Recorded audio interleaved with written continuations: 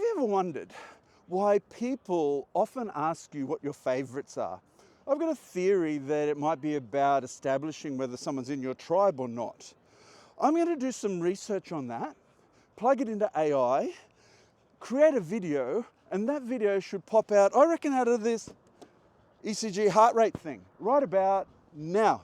Welcome to This Explainer. Morning. Today, we're How you unpacking doing? something you probably do like every single day without even realizing it. We usually just brush off small talk as polite, kind of meaningless filler, right? You know, the conversational waiting room before we get to the actual substance.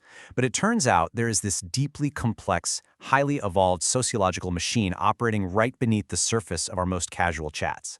Let's look at how this whole thing works. So, picture this. You meet someone new, and almost automatically you ask something like, "Hey, what's your favorite band?" Or maybe, "What's your favorite movie?" On the surface, this just looks like totally innocent curiosity. But sociologically speaking, this question carries a massive amount of weight. It's actually one of the absolute most efficient screening tools human beings possess. Honestly, it's exactly why we all secretly judge each other's Spotify Wrapped every December. The source material reveals that asking for a favorite isn't just making conversation, it's an informal handshake protocol. Think about it like when computers connect. They exchange a handshake, which is basically a quick burst of data to ensure they're compatible and speaking the exact same language before they start sharing bigger files. Well, humans do the exact same thing. We're running this rapid, informal test to see if a stranger shares our underlying worldview, our cultural reference frame, and our emotional baseline. And we do all of this before we decide to invest any real time or vulnerability into the relationship. All right, let's jump right into Section 1, the social handshake, tuning forks, and acoustic harmony. To really grasp how this handshake builds, the source text uses this absolutely brilliant metaphor. Imagine asking someone for their favorite piece of media is just like striking a tuning fork. When you drop a highly specific reference or name drop a super niche band, you're generating a very specific cultural and emotional frequency out into the world. You're basically putting a vibration out into the social space and just waiting to see what bounces back to you. And then, boom, when you find someone whose response resonates at that exact same frequency, something kind of magical happens. It confirms what sociologists call acoustic harmony. You instantly know, without a doubt, that you share an emotional and cultural baseline. And honestly, the best part? It happens in a flash, without requiring any complex, exhausting negotiation. You don't have to spend 3 hours debating your core values. You both just light up at the mention of the same obscure sci-fi movie, and tacit trust is established right there on the spot. Which brings us to Section 2, the science of shibboleths, the academic framework of taste.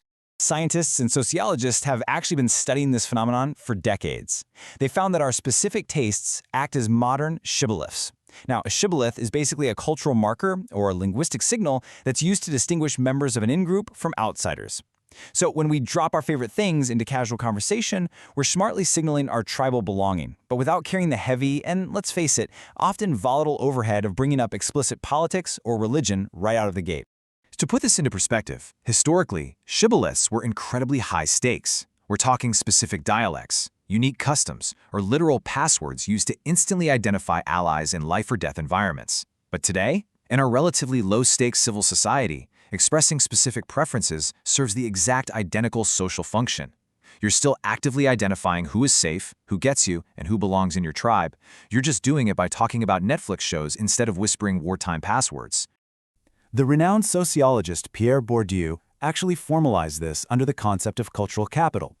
Bourdieu explained that our shared tastes and our shared knowledge aren't just random cute little quirks, they are seriously powerful signals of our class, our subculture, and our social proximity to one another.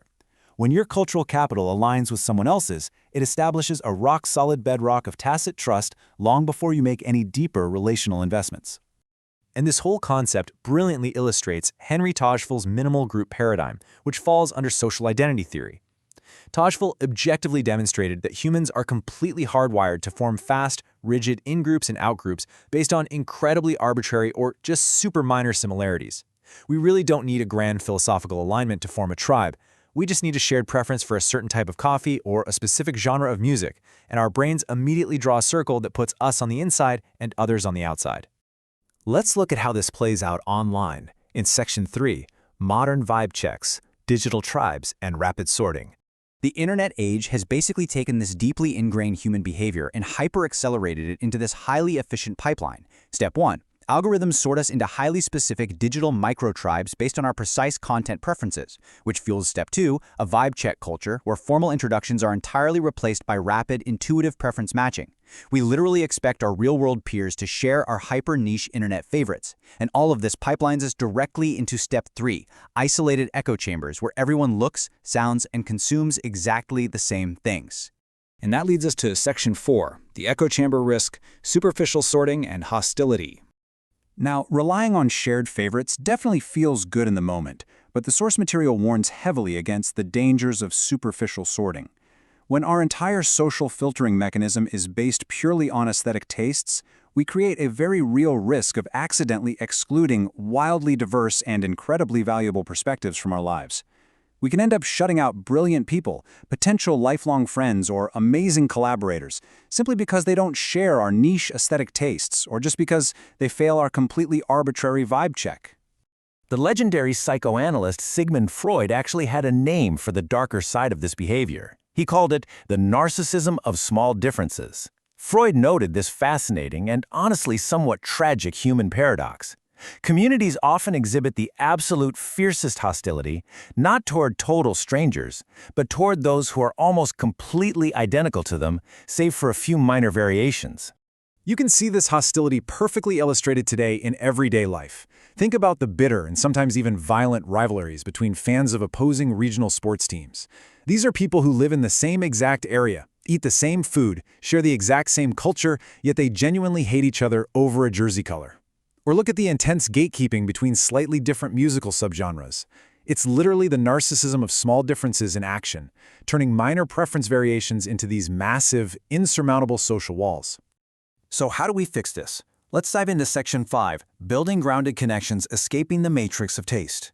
How do we escape this matrix of taste and build real, durable trust? Well, the research points to 3 highly actionable, very practical steps.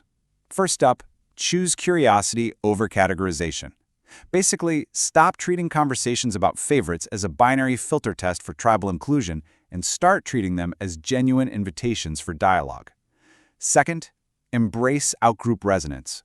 This means actively seeking out people with unfamiliar or even opposing favorites to build cognitive flexibility and real-world empathy.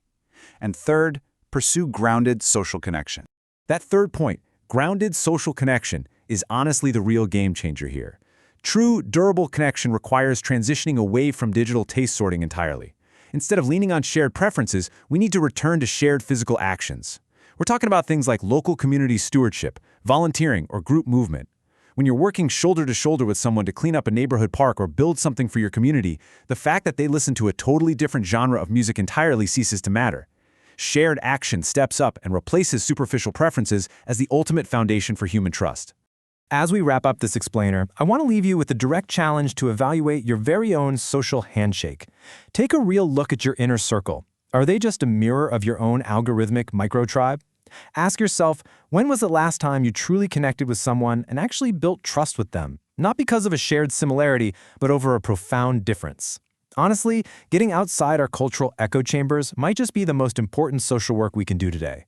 Thank you so much for joining me, and I really hope this changes the way you approach your very next conversation.